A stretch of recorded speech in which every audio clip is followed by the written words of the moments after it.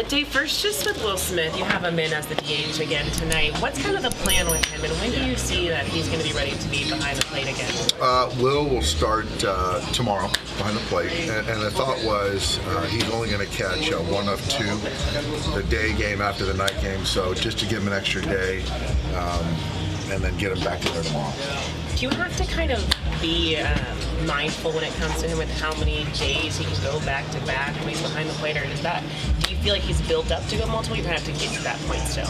I think that as far as the concussion protocol, all that stuff, I think that's behind us. And then it's a question of how we feel about the body bouncing back.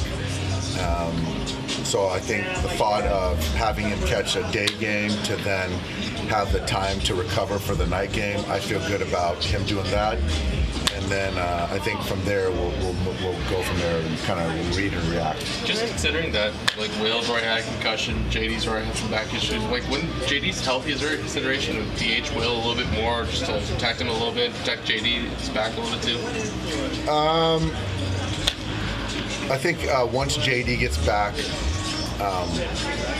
we'll talk about that. That just came up out of nowhere. Obviously, Will's concussion came up after one game. So now, as we know more information, certainly there could be some thought to that. How is JD doing? Has he been able to pick up the bat or anything like that yet? No, he's laying low. So we just felt that since we made the decision to put him on the IL, we'll take the time to put it to bed. And I don't know when he's going to swing a bat.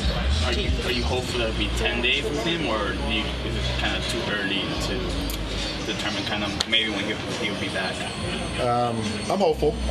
I think Friday is the 10 days, I think. So we're hopeful that he'll be ready to go on Friday. And then Miguel Rojas, where's he going to play today? So he is playing 5 innings of shortstop for the Rancho team. I think they're on the road at Inland Empire.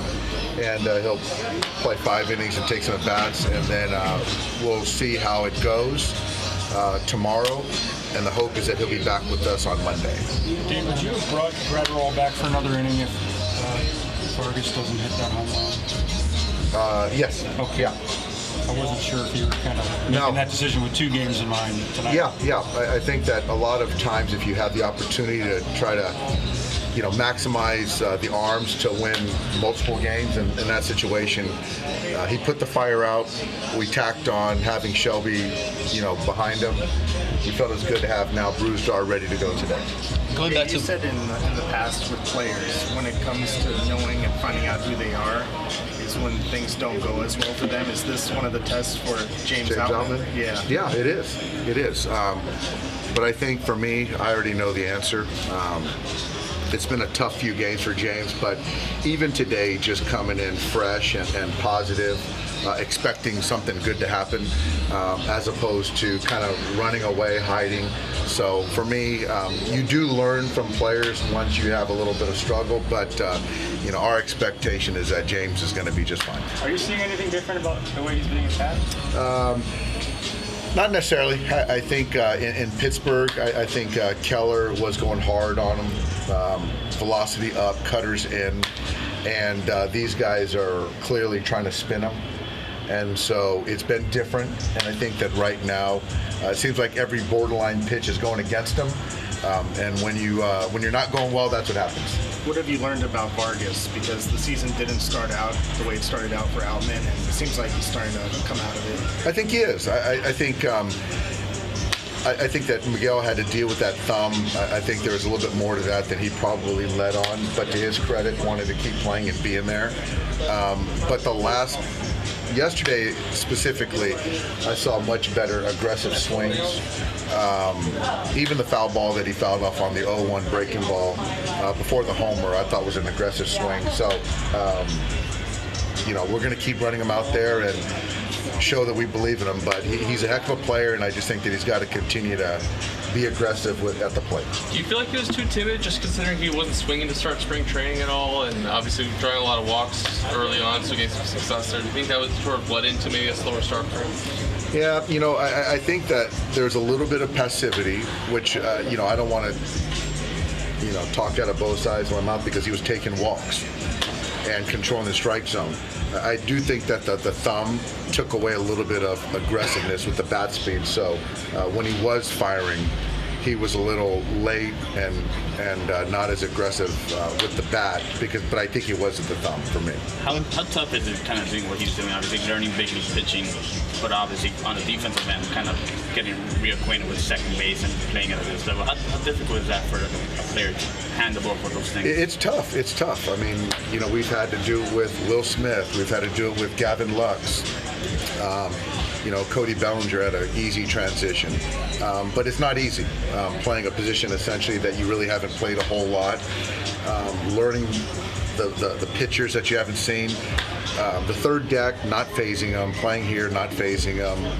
So I just want him to just, trust the skill set. And if he does that, he'll be okay. Going back to Will for a second, he's obviously catching Noah tomorrow. And we talked a lot about the volume of steals against him.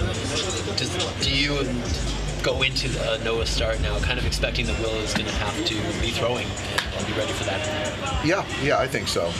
Will's our best thrower, and so to be paired with Noah is a good thing. But with that said, they're still going to take some chances regardless of who's behind the plate. Vargas turning the double play maybe a little better than you expected? He has. His pivot has been really good. That one last night, for months to start that one and to make that turn from Miguel was as good as it can be. So he's put in a lot of work. Dino's worked with him a lot, and that's as good as a turn as I've seen. With JD out, what are your plans for DH, when Smith's not there?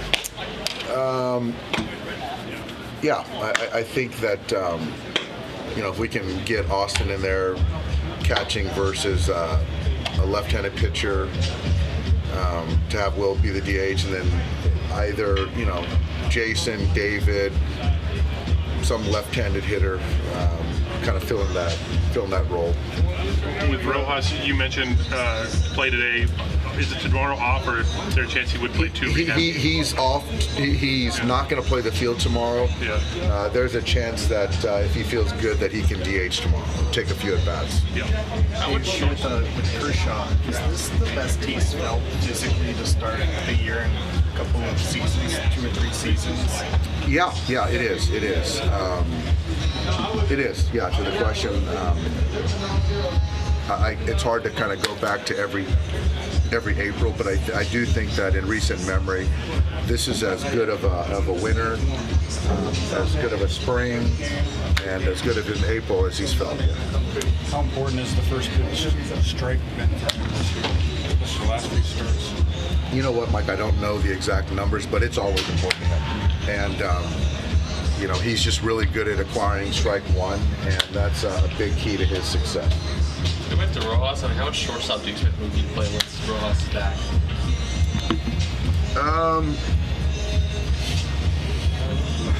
I think a couple times a week is fair, because I think with Miguel, I don't feel comfortable running him out there every day anyway, and so whether it's CT or Mookie taking that down, I feel good, but. I think once he gets back and I look at matchups and what gives the best chance to win that day, I can give you a better answer. I just can't really, I don't want to put myself right now. I don't know that answer right now. Is that just because of the injuries that he's sustained? Yeah. There's a lot of soft tissue, and we got to keep him. We got to find a way to keep him healthy.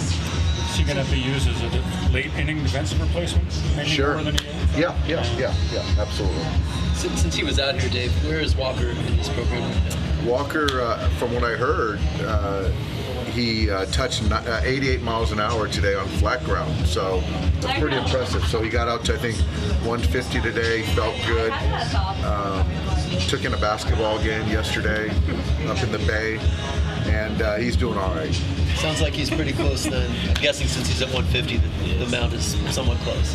I don't know that answer, but I hope that's the case. He's living his best life, Dave. He's living his best life, Mike.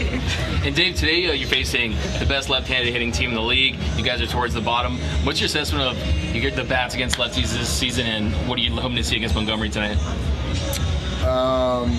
Montgomery's good. Yeah. He's got a good fastball. He's got 4 pitches.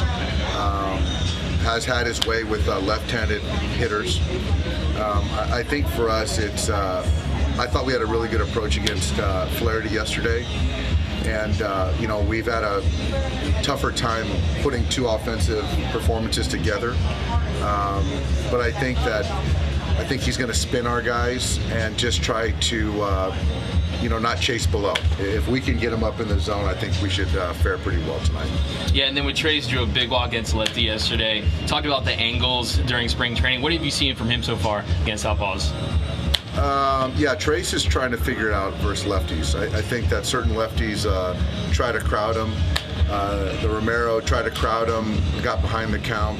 Then Trace did a good job of taking the changeup down below. So he's been working really hard. So I think that Montgomery is going to try to do a little bit more of the same. But it is an angle thing with Trace, with the lefties versus the righties. But, I still believe he's going to figure it out. All right, thanks, Dave.